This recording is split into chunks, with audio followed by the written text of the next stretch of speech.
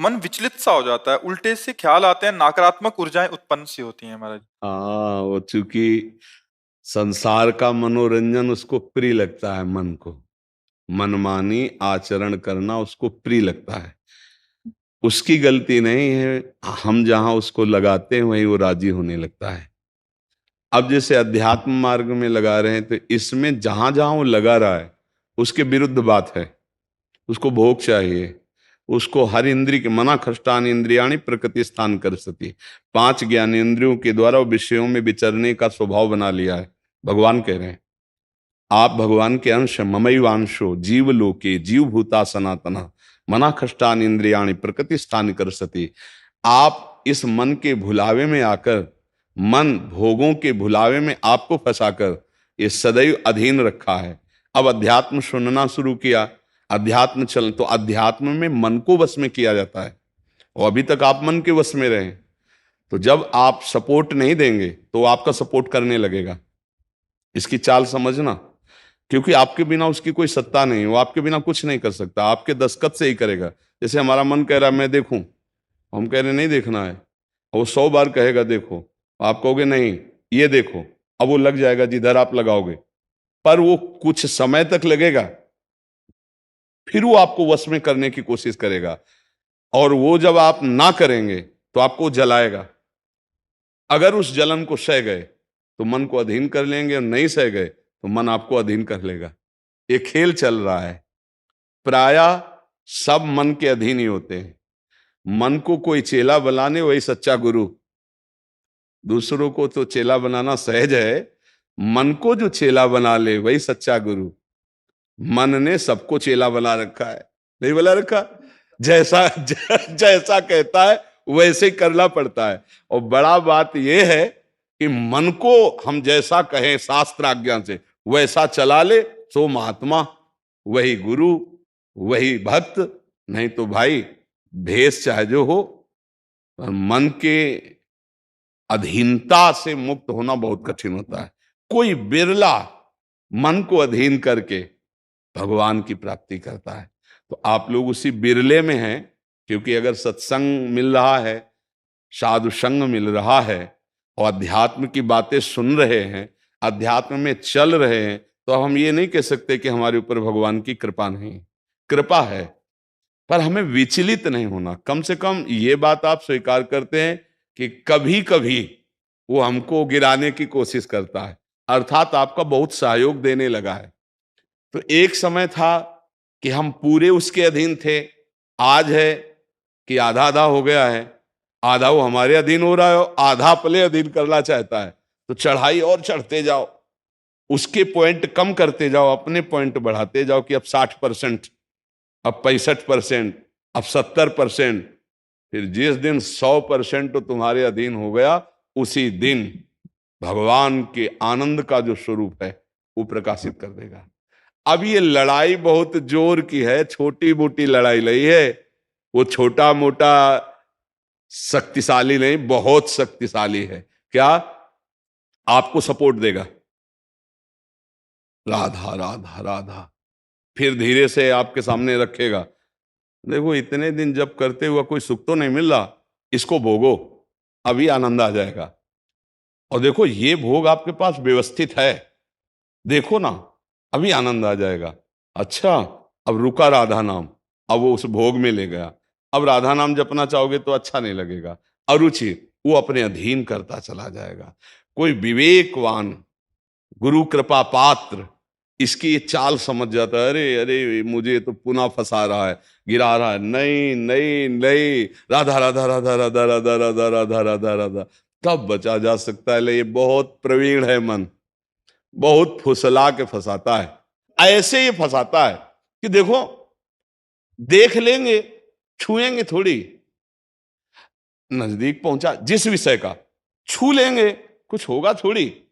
और धीरे धीरे धीरे वो तुम्हें तुम्हें लगेगा कि यार गलती हो गई, ऐसा क्यों हो गया, ऐसा यूं हो गया कि उसकी चाल को नहीं समझ पाए हम, उसकी चाल को नहीं समझ पाए। हर एक इंद्री के साथ ये जुड़ा हुआ है।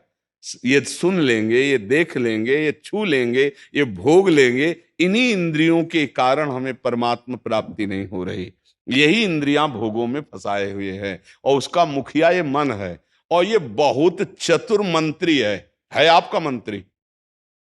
पर ऐसा समझ लो कि भोला राजा और चतुर मंत्री, तो उसकी दुर्दशा कैसी होती राजा की। जो सलाह देता है वैसे ही कर देता है और वो फंसता चला जाता है। और मंत्री अपने को बलवान बनाकर केवल नाम मात्र का राजा उसको बनाए हुए सारा काम वही कर रहा है। देख लो आप, नाम मात्र के आप जीवात्मा भगवान के अंश हो, सारा काम वही मन कर रहा है। हमारा मन कर रहा है आज ये खाएं तो हम खाएं, नहीं, ये मन की मांग है, तेरी मांग नहीं है। लेकिन ऐसा कौन भेद पैदा कर पाता है। अब मेरा मन कह रहा है आज ये देखा जाए, तो अब भाई देखा जाए। मेरा मन कह रहा है, तो कभी कभी मन अच्छा सपोर्ट करता है। जैसे आपको मन ने ही कहा चलो चलते हैं सत्संग में, बाबा के पास बैठते हैं वृंदावन में, तो अच्छा सपोर्ट दिया ना। वो सपोर्ट ना देता तो आप नहीं आ पाते। बस इसको अच्छे सपोर्ट के पॉइंट में लगाते रहो, और जब बुरा सपोर्ट करे उस समय सहना बहुत कठिन होता है। अगर मन ने ठान लिया कि अब ये करना है और आपने कह दिया ना, तो आपको जलाना शुरू करेगा, और उस जलन को जो सह गया, यम ही न व्यथ्यन्ते ते पुरुषम पुरुषर्षव सम दुखा सुखाधीरम स्वमृतत्वाय कल्पते, उस जलन को जो सह गया सो भगवान को प्राप्त करने की सामर्थ्य रख लेता है। बहुत कठिन है मन की जलन को सहना। बाहर के थप्पड़ सह जाना सही, लेकिन मन के थप्पड़ सहना बहुत कठिन, सबको गिरा देता है। इसका बहुत विचित्र बल होता है, और इससे बचने का केवल एक उपाय है, नाम जप न छूटे और ये स्वीकार मत करो कि मुझे चाहिए। जैसे मन कह रहा है आज उस होटल में चलते हैं, अब रसेंद्री और मन एक हो गया है। अब आपको लगता है मेरी मांग है, तो बोले भाई आज मेरा मन कह रहा है यही, आज मेरा मन कह रहा है कि आज उस होटल का भोजन होना चाहिए। अरे तेरा मन कह रहा है, तू खुद कह रहा है, अब उसमें निर्णय करो सही है कि गलत। अगर गलत लग रहा है इसकी चाल, तो आप मत जाओ। घर में रोटी दाल बनाओ, इसको अच्छा नहीं लगेगा, ये 100 बार कहेगा नहीं नहीं, तो आपको नहीं भाई आज तो यही खाना पड़ेगा। कल भले विचार करेंगे, कल विचार करेंगे आपकी बात पर आज नहीं, आज तो ऐसे बस में करना होता है। एक साधु के मन में आई कि खीर मिले, बहुत दिन से नहीं मिली, मन है कभी कुछ भी सोच सकता है, बहुत व्याकुलता हो गई, बस खीर खीर खीर। तो एक भगत के यहाँ गए, 10-5 गाय भैंस बंधी थी, और उनका कि आपकी श्रद्धा है संतों पर। उनका महाराज आदेश कीजिए। तो बोले 10 संतों के लिए खीर बना सकते हो आप? बोले 20, घर का दूध है, हम 20 संतों के लिए बना देंगे। बोले हम 11 बजे आएंगे दोपहर के, आप बना के तैयार रखिए। वो अकेले आए, तो उनका और संत? बोले और संत यही है सर। अकेले कमरे में बैठे 20 संतों की खीर, और कहा आप लोग बाहर हो जाइए, हम एकांत में पाना चाहते हैं। वो पाए, तो भाई 20 संतों के लिए खीर बनी, मतलब 20 पेट भर जाए। तो अब पाए, फिर एकदम यहां तक हो गए तो उल्टी हो गई, फिर मिलाया उसी को। फिर मन कह रहा नहीं अब खीर नहीं चाहिए। बोले नहीं, खाओ खाओ खीर खाओ।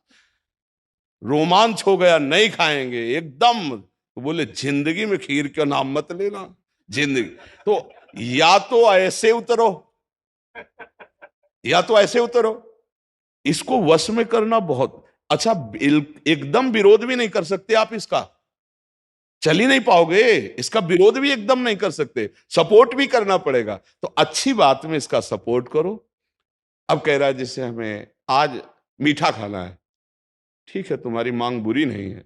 गए किसी अच्छी दुकान से लिया, ठाकुर जी को भोग लगाया, पाली, तो उसका सपोर्ट हो गया। अब वो बुरी बात कह रहा है, अब नहीं मानना है। उस समय जो जलन उसे सह जाओ, बस यही साधना का है। मन को अगर अधीन कर लिया तो बात बन गई। एक हम बार बार सुनाया करते कि मन मारिया तन बस में की ना, हुआ भरम सब दूर, बाहर से कछ दिखत नाई, अंदर चमके नूर। आपो त्याग जगत में बैठे नहीं किसी से काम, उनमें तो कछु अंतर नाई, संत कहो चाहे राम।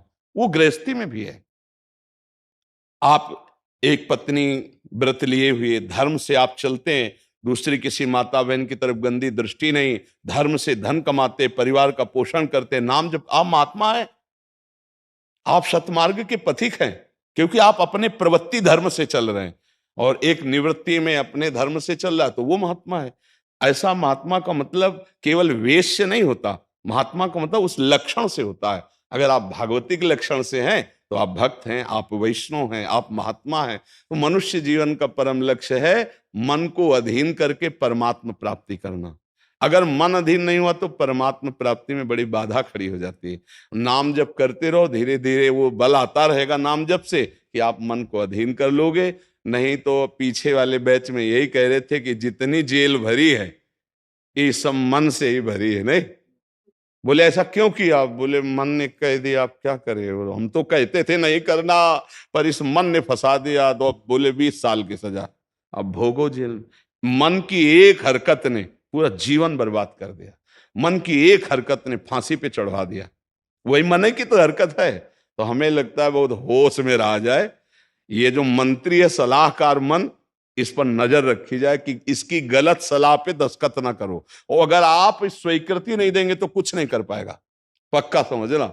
आपकी स्वीकृति से ही होता है जो कुछ होता है। आप जहां कह देते हैं कि चलो अच्छा ठीक है, बस फिर आपकी कोई गम नहीं है, वो आपसे करवा के मालेगा। इतना बलवान मन है, बड़े बड़ों से करवा लेता है। आप तो मान लो गृहस्थी में हो, जिसने आजीवन भगवान का मार्ग चयन किया है उसको भूल में डाल देता है, गलत मार्ग में ले जाता है।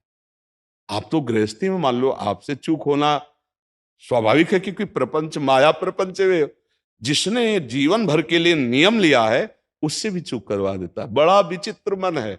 हाँ, अगर मन कहीं अधीन हुआ है तो भगवान का आश्रय लेकर और विवेक के द्वारा इसे अधीन किया जाता है। और विवेक ये बाजार में मिलता नहीं है, ये सत्संग से मिलता है। जैसे आप सुन रहे हैं, बिन सत्संग विवेक न होई और राम कृपा बिन सुलभ न सोई। सत्संग होता है भगवान की कृपा से और सत्संग से मिलता है विवेक, और विवेक से मन का शासन निर्णय किया जाता है। तू गलत सलाह दे रहा है और मेरी मांग नहीं तेरी मांग है, मैं इसको रिजेक्ट करता हूं, नहीं पास करता हूं।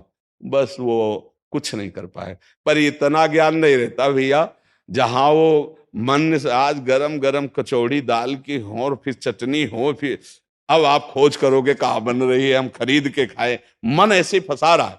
आप देखो ना, अपने घर में सब भोग सामग्री है, लेकिन जिनका मन, जो भजन नहीं करते, जो सत्संग नहीं करते, उनका मन गंदे आचरणों में फंसा है। घर में वो सब भोग सामग्री है, धर्म पूर्वक भोग करके वो भगवान को प्राप्त कर सकते थे, लेकिन वो अधर्माचरण, कलह, अशांति घर में है और उनका मन कहाँ ले जाता है? गंदे गंदी जगह उनको फंसाए। ये मन की चाल है। आपके घर में है, धर्म पूर्वक भोग सकते हैं, लेकिन आपसे अधर्म करवाता है, पापाचरण करवाता है। आप विचार करो क्या है इन शरीरों में, क्या है या उन भोगों में क्या है?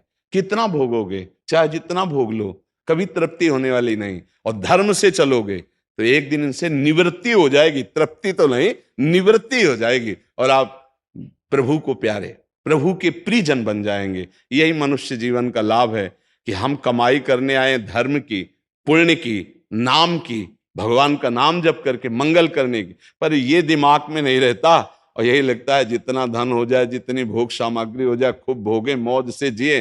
पर अधर्म आचरण करने वाला कभी मौज से नहीं रह सकता। ये शब्द याद रखो, चिंता, भय, शोक, घबराहट और दुख, ये उसको कभी छोड़ेगा नहीं जो पाप कर्म करता है। अचानक बेमतलब की कल्पना भय की सवार रहेगी और धीरे धीरे वो मन डिप्रेशन में पहुंचने लगता है। क्यों? क्योंकि पापाचरण हो जाता है। और वो घर के किसी व्यक्ति से ठीक से बात नहीं करेगा। क्यों? अंदर से डिस्टर्ब हो चुका है। ये क्यों हुआ? बोले पापाचरण से हुआ। आज बहुत ज्यादा लोग डिप्रेशन में जा रहे हैं, बहुत ज्यादा लोग। इसका कारण जानते हो क्या है? यही मनमानी आचरण। मनमानी आचरण बचपन से शुरू हो जाता है, गंदा आचरण, गंदा व्यवहार, और वो दिमाग काम नहीं करता। एक प्रियता हमारे अंदर होती है कि कोई हमें प्यार करे, आप समझ ना। एक हमारे अंदर प्रेम की मांग होती है कि कोई हमें प्यार करे। नौ किशोर अवस्था में, जब यौवन अवस्था का, अगर उस समय हमें गलत संग मिल गया तो विक्षिप्त हो जाता है चित्त। अच्छा, प्यार कोई समझ पावे तो मुश्किल की बात है। प्रेम का निर्वाह तो सिर्फ भगवान करते हैं, या भगवान प्रदत्त ऐसा कोई दे दे जो प्रेम का निर्वाह करे। नहीं, अपने हृदय से जिसको हम प्रेम करते हैं और वो कहीं दूसरी जगह देख रहा है, अब विक्षिप्त हो जाएगा वो व्यक्ति, नहीं हो जाएगा। और ये प्राय बहुत तायत में हो रहा है। क्यों? क्योंकि पूर्व संस्कार बन गए। अच्छा, जैसे देखना, बॉयफ्रेंड गर्लफ्रेंड, ब्रेकअप, फिर बॉयफ्रेंड, फिर गर्लफ्रेंड। समझ रहे हैं क्या संस्कार पड़ रहा बच्चों के अंदर?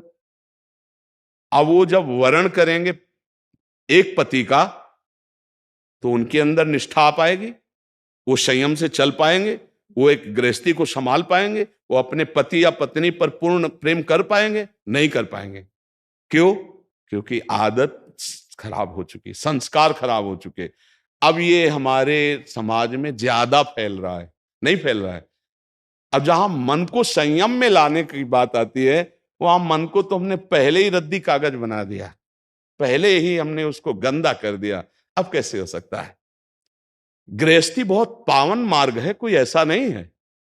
मान लो पवित्र शरीर दोनों के हैं और फिर धर्म से ग्रहण किया गया, तो वो फिर एक अच्छी गृहस्थी बनती है। अब पहले ही, इसलिए भाई बहुत संभालने की जरूरत। आप तो बड़े भाग्यशाली जो अध्यात्म में इस बात को समझ रहे, नहीं तो आज हमारा समाज थोड़ा गलत रास्ते की तरफ जा रहा है, गलत मार्ग है जिसको कोई समझ नहीं रहा। हमारे नवीन नवीन बच्चे, नवीन नवीन बच्चियां, नवीन नवीन भाई इस भूल में फंस गए कि ये सुख है और ये भोगना मतलब जीवन का लाभ है। नहीं नहीं नहीं, इसको धर्म के अंतर्गत रखा गया। देखो, हमारे शास्त्र में 4 पुरुषार्थ रखे गए: धर्म, अर्थ, काम, मोक्ष। काम कहां है? तीसरे नंबर पे है। पहले में क्या है? धर्म। और आखिरी में क्या है? मोक्ष। जो धर्म से चलता है, धन धर्म से कमाता है, धर्म से काम भोग करता है, वो मोक्ष को प्राप्त हो जाता है। आज 2 बातें हट गई, पहली और आखिरी। धर्म और मोक्ष हट गया, अब अर्थ और काम रह गया, नहीं रह गया। बस यही पशुता बढ़ती चली जा रही है। अब ये संतों की बातें कड़वी लगेंगी समाज को, लेकिन भैया बहुत गलत रास्ते में अपने लोग जा रहे हैं। इससे लौटना अभी संभव है, अभी लौटना संभव है। अगर कदम आगे बढ़ते चले गए तो आप लौट नहीं पाएंगे। आप देखो, हमारे नवीन बच्चों में बहुत डिप्रेशन की ये बात आती चली जाए। क्यों? विक्षेप पे विक्षेप पड़ रहा है। अब वो उससे आसक्त है, वो ब्रेकअप हो गया,